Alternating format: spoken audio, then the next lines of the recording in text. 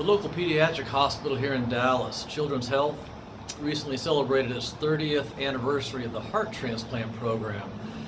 And Trenton, they've done over 260 heart transplants, and Trenton was transplant number 25. Patient number 23, but transplant number 25. So it's kind of a pioneer for that program.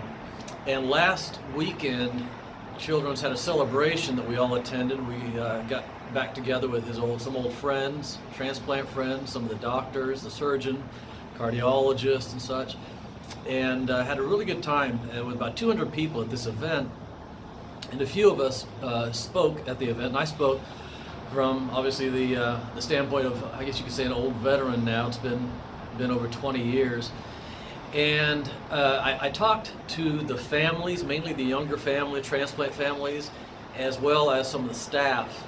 And afterwards, a few people said, oh, I wish more people could have heard this, more of these families could hear this. So I thought what I'd do, I went back and got my thoughts together and went over what I'd said the first time and kind of put it back together. I think in the same way that I said it then, I want to kind of give it to you now. So when you hear this, if you are one of these families, then feel free to share it with your friends and your support group, or share it with other families, other hospitals, other people who work at a hospital, so they can get an idea of what it's like being us. And what I said to them was, starting out was, in 1995, when Trenton was transplanted, we asked the doctors what the long-term outlook was when he became an adult.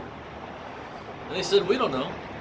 They'd only been doing heart transplants on kids that age for 10 or 11 years at the time. And so the oldest patient was only a teenager.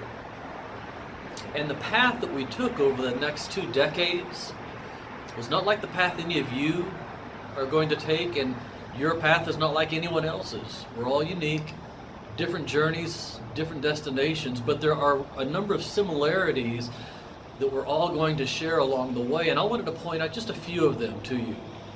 The first, parents, is that your child will play the sympathy card even before they know what it is or how to play it. Throughout elementary school, all the teachers knew about Trenton Cary, that poor little heart transplant boy. And more than once, a teacher would contact Val and say that Trenton did something wrong and she was going to discipline him, but he smiled at her and he was just so cute and she couldn't do anything. We knew it was the sympathy card. And don't think that the sympathy card will go away when they get older. Trenton was dealing with cancer in high school, and we were late for an oncology appointment, so I was trying to make up for it with my driving ability. And Valerie, she had her own input for me. And so Trenton spoke up. And he said, it's okay, Dad, if you get pulled over, just tell the policeman your son has cancer. Second, parents, your kids will be more used to the hospital than our friends and family can comprehend. And our friends and family will see that and they'll say, oh, that poor little heart transplant child, having to go to the hospital and all those doctors and procedures and all the meds. But you know, any life worth living is going to have challenges, and this is ours. And I'm fine with it. And it's good that our kids are used to that hospital setting, because all the intimidation that our friends and our family feel when they walk into the hospital, our kids don't feel. And they can be more equipped to do what they need to do. Interact with the doctors, understand the procedures, take control of their own health. Again, dealing with cancer in high school, we were talking early on with Trent about how he might handle the times when he was sick from the chemo. Trenton said, I think I'd prefer to be at the hospital. I'd just be more comfortable knowing the doctors are nearby. And 2 years later, when his heart was beginning to reject, Trent was checked in for an overnight treatment, and the nurse checking him in had a standard list of questions to ask. And Trent, being an adult, he answered them himself this time. And one of the questions was, what is your religion? Trenton said, Methodist. The nurse asked, does your religion require any special accommodation while you're here? Trenton said, yes. Before you give me any IV, you must first sacrifice a goat. So not all interactions are worthwhile, but that one was to Trent. He was satisfied with himself. Third, parents, your transplant coordinator is and will be your guardian angel. There is probably nobody else in the world who will know your child's body and health like you. But your transplant coordinator may be second. There will be very few people who ever realize, understand what your child's health is like in and out of the hospital. And that's where the transplant coordinator comes in handy, because our friends and our family want to help, but they often don't know how, especially in the hospital setting. And in fact, this help issue is I think, such an issue. It's why I started Still Thankful over 2.5 years ago.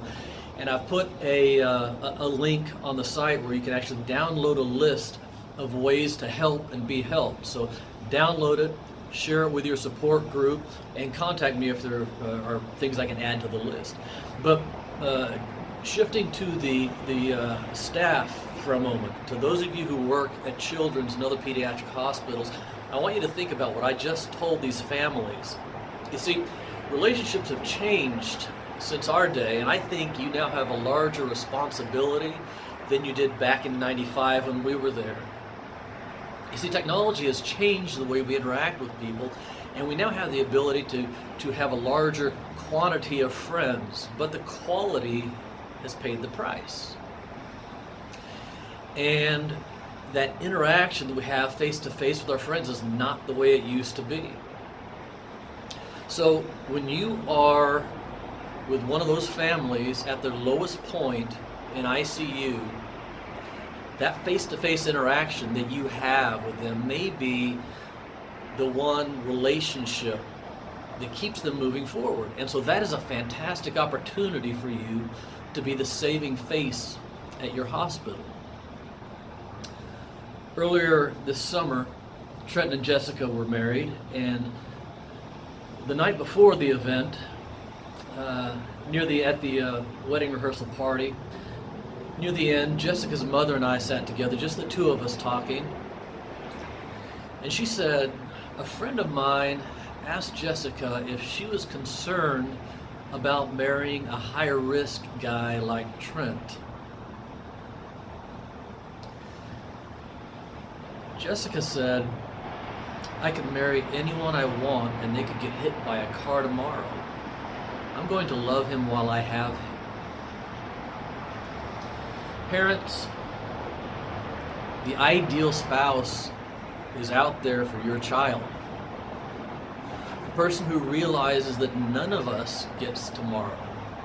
We only get today, and that's all we want. And that next day, at the wedding, Jessica and Trenton said their vows, and Trenton's vows included pledging his faithfulness to Jessica, quote, from the bottom of my heart. So to those of you at children's and other pediatric hospitals who care for families like ours, who are there with us in the trenches at our lowest point, and for those of you who support that effort through the foundation or other ways, to you, on behalf of all families like ours, I'd like to say that for providing us with more todays, thank you from the bottom of our hearts. And to the families out there, Valerie and I are here for you. We hope that one day you will be here for other families.